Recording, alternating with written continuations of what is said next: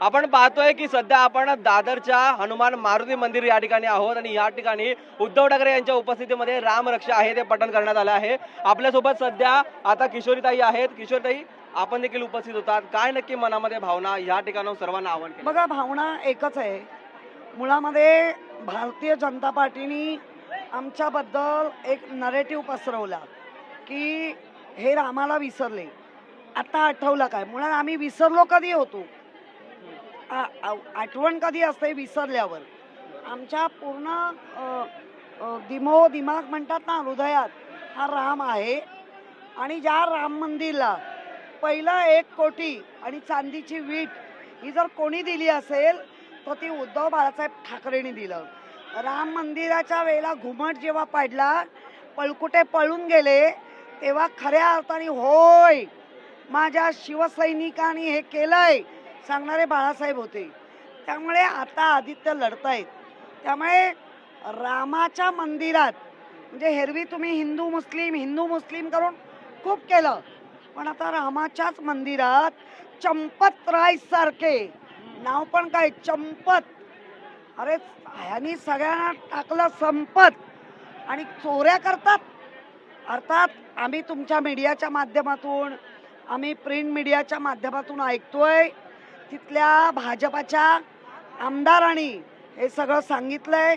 म्हणून आम्ही आज हा जो राम नामाचा एल्गार आहे, हा एल्गार जोपर्यंत राम मंदिरात ज्यांनी चोऱ्या केल्या आहेत त्यांना फाशीच्या सुळापर्यंत नेत नाही, तोपर्यंत हा एल्गार राहणार म्हणजे राहणार। जय श्रीराम। नक्कीच आपण या ठिकाणी रामाचा जयघोष देखील केला, या ठिकाणी आवाहन देखील केलं। दुसरीकडे परिस्थिती पाहिली तर मुंबईमध्ये पाऊस भरपूर आहे, सकाळपासून अनेक झाड पडण्याच्या घटना घडतात, तुम्ही देखील आढावा घेतलेला आहे। सध्या परिस्थिती, सध्या महानगरपालिकेची परिस्थिती काय? या वेळेला 150 पावणे 200 ची झाडं या जवळच्या परिसरात पडली आहेत। अजून किती झाडं पडली आहेत हे मी बघत आलेली आहे। मी काउंट जरी नाही केलं, मी फोटोग्राफ घेतलेले आहे। उन्मळून पडली आहेत।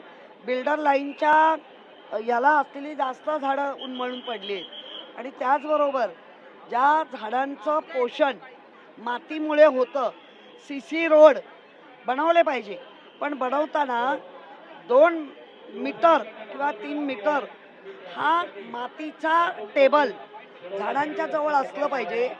झाडांभोवती जानेवारी, फेब्रुवारी, मार्च, एप्रिल, मे झाडांमध्ये माती चेंज केली पाहिजे, तर ती झाडं टिकतील।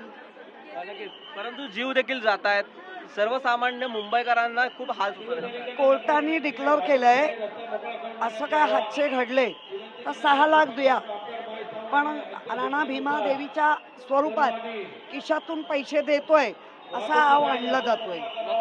महापौरांचा दौरा देखील होताना आपल्याला पाहायला मिळाला, कसं बघता या दौऱ्याकडे? दौरा म्हणजे आपण पाहताय, माझं म्हणणं आहे तारे जमीन पे आ जाओ, रस्त्यावर नाही जमिनीवर या। आपण पाहिलं की या ठिकाणी आहे ते पावसाचा अपडेट देखील त्यांनी घेतलेला आहे, परंतु ज्या महानगरपालिकेला उपाययोजना करायच्या आहेत त्या आधी जर केल्या तर ह्या गोष्टी टाळता येतील असं देखील या ठिकाणी आहे ते किशोरी पेडणेकर यांनी म्हटलेलं आहे। व्हिडिओ जर्नलिस्ट प्रेम म्हात्रेसह निखिल चव्हाण, TV9 मराठी, मुंबई।